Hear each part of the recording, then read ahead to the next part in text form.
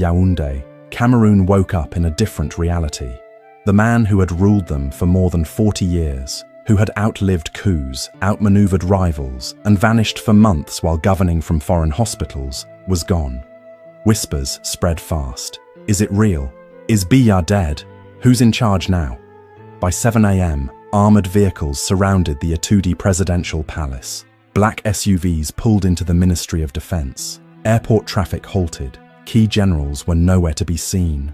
And the people, they came pouring into the streets, not with fear, but with tears, laughter, and trembling hope. In Douala, crowds gathered around phone screens, watching replays of the announcement like it was a dream. In Bamenda, the church bells rang unprompted. In Bafoussam, schoolchildren chanted, 50 years, we were not born, now we walk free. Older men wept openly. Women dropped to their knees in prayer. For decades, Paul Biya had seemed eternal, a shadow that stretched across generations, a ghost behind every decision, every lost opportunity, every broken promise. But now, the shadow was gone. No gunshots, no fire, just a country waking up from a half-century coma, a quiet coup, a loud miracle. And somewhere, in the halls of silence, the world began to ask, if Paul Biya can fall, who's next? It didn't happen overnight. It only looked that way. Behind the silence, months of planning had unfolded under the radar, a slow, precise unraveling of Africa's oldest dictatorship. The architects of the coup weren't rebels from the forest or foreign-backed plotters. They were Biya's own generals, men who had worn his insignia for decades and had finally had enough. At the center of it all was Brigadier General Arnaud Mbassi, head of internal military logistics, and, for the past year, the man Biya trusted to manage presidential security. But trust had run dry. The real breaking point came in Geneva, where Biya had spent months hospitalized under French surveillance. According to leaked cables, while Cameroonians struggled with food inflation, separatist violence, and mass youth unemployment, the president's medical bills crossed $1.4 million in 3 months.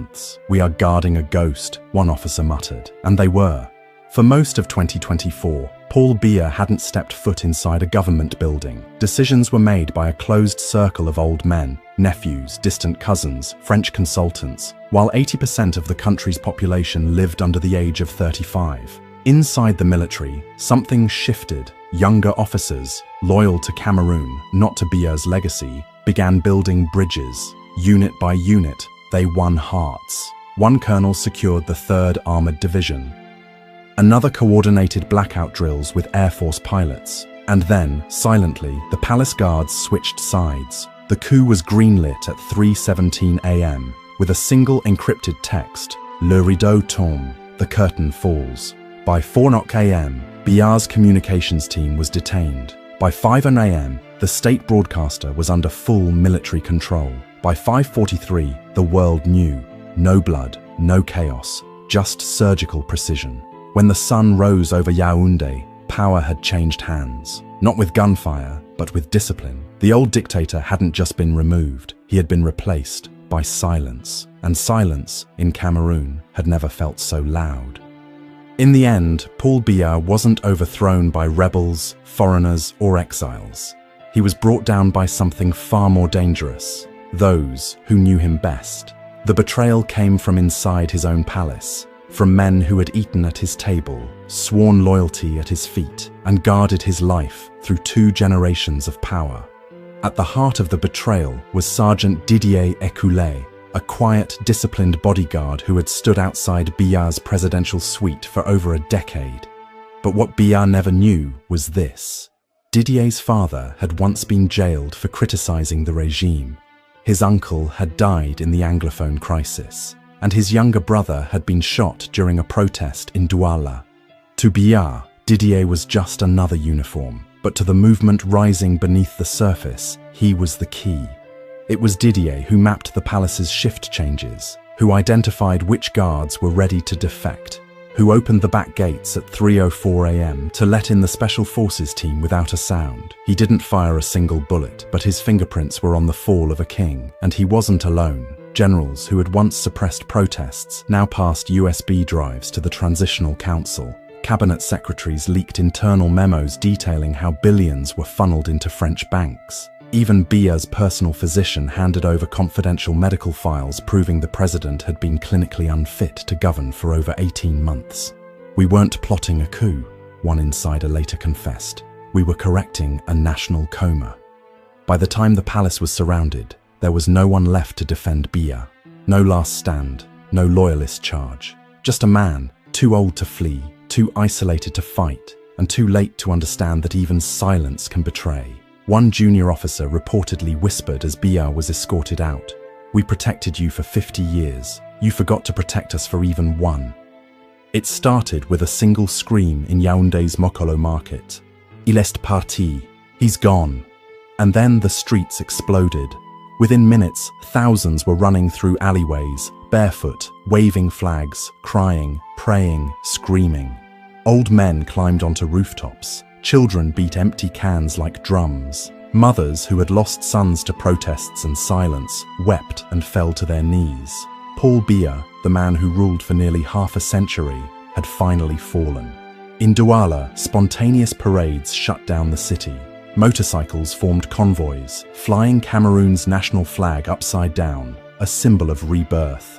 In Bamenda, where the Anglophone conflict had left bullet holes and broken families, a silence hung in the air before a sudden eruption of clapping and shouting. "He's gone! He's finally gone!" At the University of Biya, students ripped down old government portraits and replaced them with posters reading, "You can kill a protest, but you can't stop a generation."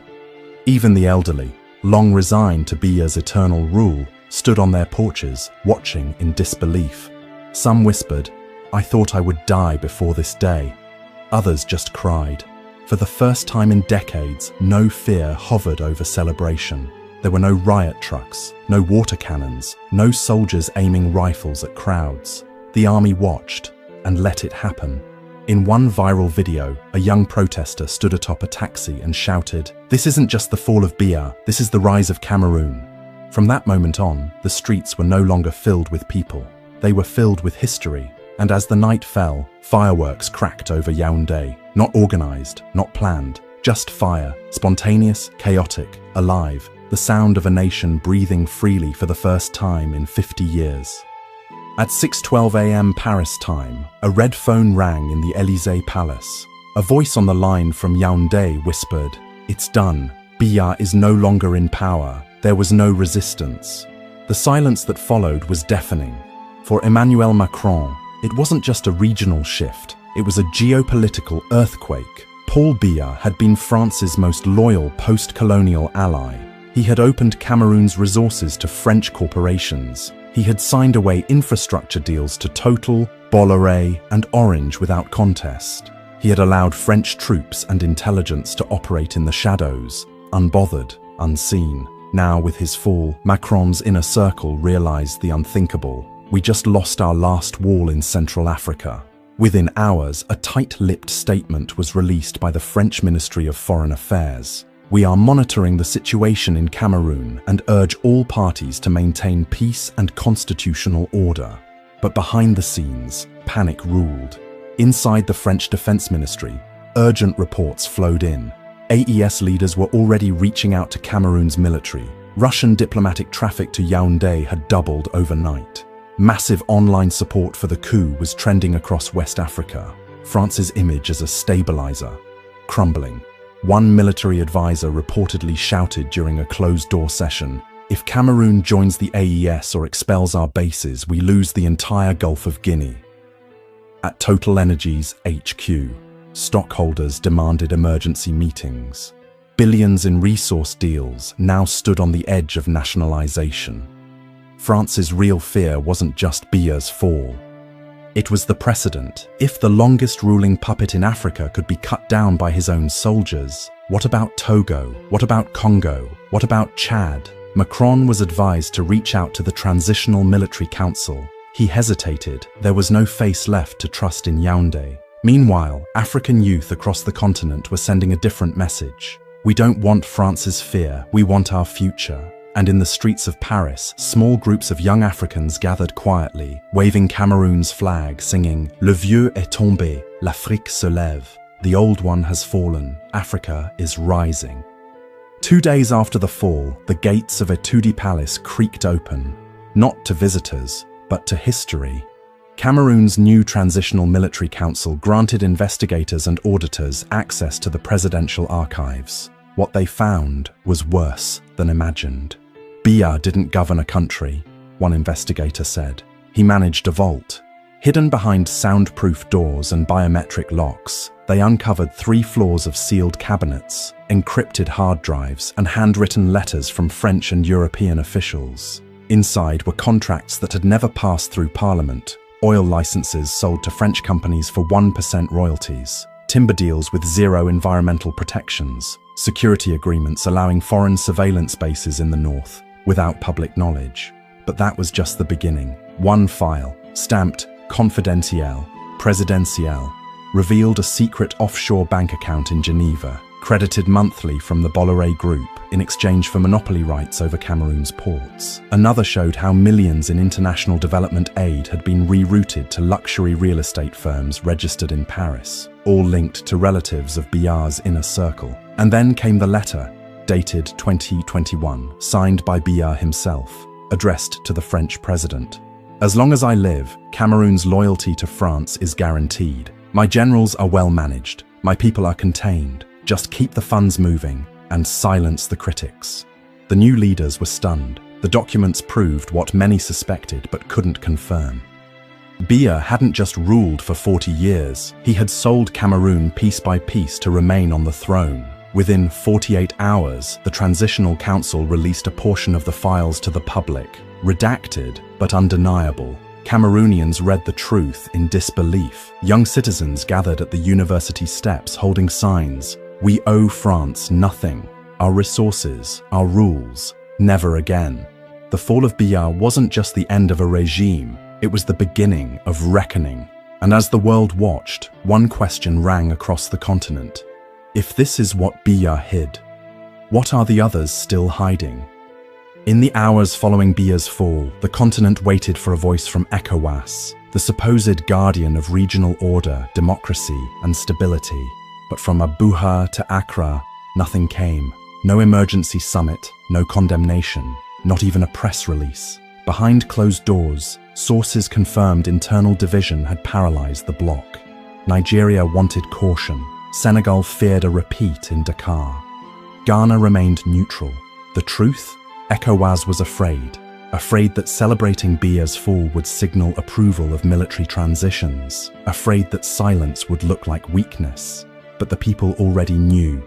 ECOWAS protects presidents, not citizens. Then, as the silence stretched into embarrassment, another voice cut through, bold and immediate. AES, the Alliance of Sahel States. Within 24 hours, a joint statement was broadcast from Ouagadougou. The Cameroonian people have spoken through the discipline of their armed forces. We salute the courage of a nation that has reclaimed its sovereignty without foreign permission. Mali, Burkina Faso, Niger, now Cameroon. A new axis was forming, one built not on borrowed democracy, but on raw sovereignty. Within days, AES envoys landed in Yaoundé. They met with the Transitional Council behind closed doors and signed a new memorandum of cooperation, military, economic, digital security. Burkina Faso's Captain Ibrahim Traoré sent a message to the Cameroonian people. You have broken your chains. Now let us build an Africa that no longer kneels. And across the Sahel, the message echoed loud. One falls, 4 rise. Africa is no longer waiting. Meanwhile, ECOWAS finally broke its silence on day 5. A brief, awkward statement. We are observing the situation carefully and call for constitutional restoration. But by then, the continent had moved on, because something had shifted. Cameroon, the sleeping giant, had joined the new order. And the old institutions? They were still writing press releases while history was marching on without them. For the first time in half a century, power in Cameroon had no wrinkles. The transitional government, unveiled to thunderous applause on national television, was unlike anything the country had ever seen. No grey-haired ministers from the Biya era, no recycled politicians with French business ties, no hidden hand from Paris. Instead, a new generation stepped forward. The youngest member? A 28-year-old civil engineer from Douala, now serving as Deputy Minister of Infrastructure. The head of education? A 33-year-old teacher and protest leader from Biya who once served jail time for calling biya a fossil. The acting spokesperson? A 31-year-old woman fluent in 4 local languages, raised in Garua, and known for her viral youth empowerment speeches. Together, they looked like the people they represented, and for the first time, the people listened. This council was not chosen by the West. We are not beholden to old political families. We are not here to manage decay. We are here to rebuild Cameroon from the ground up.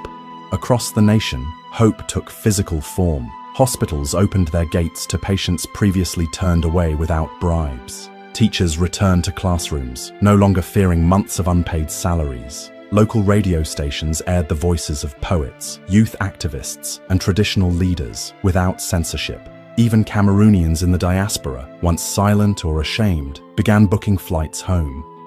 In Paris, Brussels, and Toronto, long-exiled intellectuals packed their bags. We didn't leave Cameroon. We left Biya's version of it. Now it's time to return. But not everyone was cheering. Old political elites, cornered, exposed, desperate, began whispering about restoring stability. Some hinted at sabotage, others